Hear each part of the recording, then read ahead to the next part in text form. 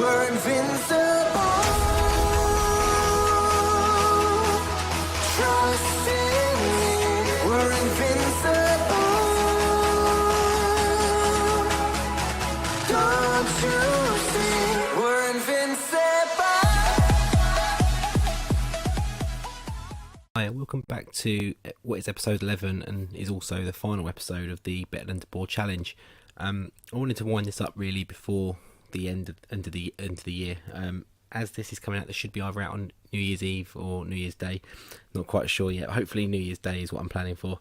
But yeah, I had a big schedule of what I was going to do between Christmas and New Year. A lot of videos going up, sort of finishing off the series. But a culmination of different things really. Obviously Christmas is my daughter's first birthday as well. And also I just had a recurring sort of sore throat, cough, cold. And my voice was just shot completely to pieces. So I wasn't able to record. Even if I was able to speak properly, like a bit clearly and without sounding like I was choking. I just wasn't really up for it. I was coming home from work and just vegging out really and just not really doing anything and not even really playing a game. I did in the end, once I felt a little bit more myself, play out to the end of the season just so I could get this video out for New Year's Day, New Year's Eve, however we go, just to get this series ready because I have got a new series ready for starting the new year, which I will touch on a little bit at the end of the video, but this is really going to be a very brief sort of quick catch up really of what's happened, just to end out the season and how well we did. So obviously the last episode we played West Brom and Chelsea. We had a great 6-1 win against West Brom so long ago now I don't even remember that, and a quite humbling 4-0 defeat in the same video to Chelsea. Probably a bit expected. They weren't obviously much better than us in the league. As you can see, probably if you're looking a bit vigilant, the top, we did finish 12th. That's probably about as good as we could have done from what I remember. The teams below us, if we won the games we expected to win, maybe chucked a few more in there, we could finish above them. But the teams that were really, really ahead of us were far enough ahead of us that we were never really going to catch them. But we'll get onto the league table and things like that really. Let's just sort of go through the results we had. So after the Chelsea game, we had Man United. 4-3 we lost. We were 3-0 down in that game. And we somehow came back into it. We went 1-0 down quite early. We managed to hold on till the second half, but straight after half time they came out and got 2 quick fire goals, put us 3-0 down. As you can see then we got sort of 3 goals to level it in, 8 minutes, but then they literally went straight up the other end with their next highlight and scored. And looking at the balance of play, they did deserve to win, but once we got back to 3-0 I really thought we would see that out. It is annoyingly jumping back to the top. So then we had Watford, who were I think bottom at the time, so I think they might be one of the games I was going to try and put out, but we beat them 2-1, a bit closer than I would have hoped for. Crouchy got on the score sheet. We went 2-0 up. Again, they pulled one back, and it was a bit tense at that point. We were pretty much in control, but they pulled that 1 goal back, and it made it a bit difficult for us. We then went to Man City. Of course, we lost 2-0. To be expected, really. You look at the names on the squad. You look at us, a little bit tired as well there. They didn't put their first. Actually, there's some first. It's hard to say what was their first team with some of the players they've got. Alexander who didn't play. They had Sterling on the bench. Mertens on the bench. I didn't even realise come on scored. Again, these games have been played so long ago now that I don't even remember them. So then, following the City game, this was of course a really tough run in to the end of the season. I wasn't even sure if I was going to keep my job, let alone sort of win some of these games, because survive and get us out of the bottom 3.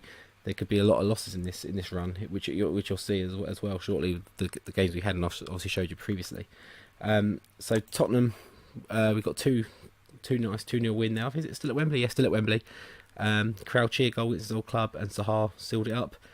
They, despite dominating the shots, possession, it felt quite comfortable that game. And I'm surprised them stats are like that, because from what I do remember, which isn't a lot because it was about a week or two back now that I played it, it was quite a comfortable win. So 2-0 against Tottenham. As you can see, I am still a little bit coldy. Just can't shift the last little bit of it.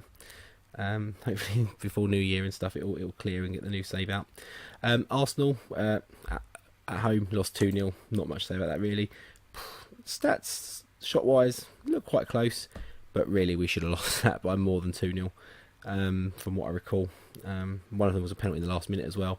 We missed a penalty at 1-0, which I think is that in the same minute. In the same minute we missed, and then they went up the other end and got a penalty, and that was the changing point of the game. And from then on, but they should have been far and clear out of the way by that point anyway. So can't be too disheartened with that game, with that score. Then we come Liverpool, 4-1 loss. And it was really a consolation for us. Benteke again, another goal against an old club. We've got a few of those in the last couple of weeks. A few players, obviously Crouchy against Spurs. But yeah, again, not really at the races in this game. Probably one of the worst performances I think I've seen. We did get one back, but we wouldn't. If that was 4-1, we weren't going to have to do a Man United turnaround at that point. And 4-1 it ends. We then went to West Ham. I think at this point, we were safe. I can't remember.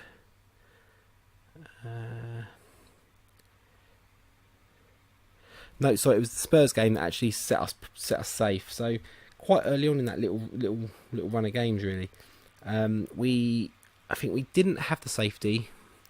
We got the win, and I think on the Saturday or the Sunday another game happened, and it made us mathematically possible. And it was from then on, it was just to see how many points we could get, how high the table we could finish. So West Ham 4-1, quite convincing really. They were up near the European places, but I don't think they were going to get into them, or maybe just got into them comfortably. I'm not too sure. We'll have a look at the league table just to confirm that shortly. But we had James Wilson returning from injury, getting a goal. Sahara with a double. Sahara in the last couple of weeks was just on fire. Playing him up front as well, which isn't his comfortable trained position, but he had the stats and I think the ability to do it, and he showed it. He got quite a few goals, keeping actual strikers out of the team. And then the last game of the season, which we at that point, as I said, we're safe. We couldn't get to the place above us, the position above us. They were, I think, about 9 points clear, something like that. I might be wrong. I think it was Southampton, if I remember correctly. So I put a completely changed team out, and Stoke just absolutely destroyed us 4-1. Sobby was running the show. Actually, I think Jess Hesse. It was not fairly close. I think towards the end of the game, Jess Hesse was the comments on everything, saying he was running the show, but obviously Sobby got 2 goals and gets the man of the match. So Crouchy with a goal for us, again against his old club. He loves playing against his old clubs, but at that point I think it was 4-0 already, so yeah, can't say too much than that really. So that's how the games went. Let's see how the league table sort of finished up. So as you can see, we finished 12th, 3 points clear of Bournemouth. So like I say, even the goal difference was, I think, more fairly comfortable than Bournemouth. So that's why in the last game I put the weak team out. No one was behind us was going to catch us, and we were never going to catch West Brom. It was West Brom and Southampton who were battling above us. We were never going to catch either of those. So 12th, just under midway point of the table. I think that at the start of the challenge I would have taken that. Some of the way on the journey was a bit tricky, but I mean, feel free to let me know in the comments how you think that will relate to the real Premier League season come May. Obviously at the moment Palace are on a bit of a resurgence. I have just recently watched highlights of the Arsenal game against Palace the other day, and on that performance they look like they could do decent, but like I say, I'm an Arsenal supporter and I'm used to seeing a struggle against Crystal Palace, so I wouldn't read too much into it. But they are on a bit of a turn at the moment. They're not bottom. I think Swansea are bottom, as I recall. Obviously, we see Swansea going down, Watford going down, and Everton going down. That's not going to be a real reflection this season. Swansea is a possibility. Watford, if they continue the way they're playing at the moment, they could get sucked in, but I think they'll be okay. And Everton, obviously, under Sam now, Big Sam, are turning it round. So yeah, let me know in the comments and how you think Crystal Palace will do in comparison to this in the real season. What I'll do is I won't screenshot it right now because F9 is my hotkey for my recording. So once I'm off, I'll do a screenshot and I'll put it on Twitter, and you can follow me at Twitter as well. All details in the description. And we'll see at the end of the season. I'll maybe pin that to the top, and we'll see when we come back at the end of the season and see how that compares to real life. Obviously, some of the other teams won't be relevant, but back to look at the stats. So a bit of a mind blank there. How how all the stats for the players up. So what I've done, I've just quickly knocked a few columns up on the squad view. So we'll just take a look at a few of those really, and then I think we'll sort of talk about where we're going from here for the next save. So clean sheets, Wayne Hennessy, only 5. He's the only goalkeeper really we played all season. I think Speroni might have played a little bit at the start, but obviously then he got sold. We had a backup goalkeeper, the American guy, Rogic, something like that. Gogic, close enough. He was never going to play. It wasn't very good. He was really there as an emergency backup. But 5 clean sheets over 38 games really isn't very good, is it? Which just shows, where a lot of the problems were. I think towards the end, and in some games particularly, we were really good at getting some draws, nicking a few wins, but they were never really by goals to nil. There would always be a consolation in there, or a tricky game, bring it back to a draw before we got the winner, or it was always to 1 or to 2, 2-1, 3-2, something like that. So the 5 clean sheets, not a major surprise, and if I was to carry this on next year, I think the goalkeeper and the defence would be a key part of what I'd look at next season. Obviously the strikers I'd need to look at, would we keep Benteke? Can we get some younger players up there around him? Zaha's obviously there and coming on quite well, but Crouchy's getting on a bit now. Rossi, he did actually get another injury. If we go in, have a quick look at him, so I can feel my voice dropping again. I think he was out for 6 to 8 months cruciate again. I think it's like, what's that? Look how many times he's had his cruciate done, and how much game time he's missed from his cruciate. And I did actually get a note somewhere. I don't think you can see it. No, he put a comment out that he was thinking of retiring just due to injury and not being able to cope with the rigours of the game anymore. So he'd have to be replaced. Obviously Crouchy's getting on a bit now. Berbatov getting on a bit now.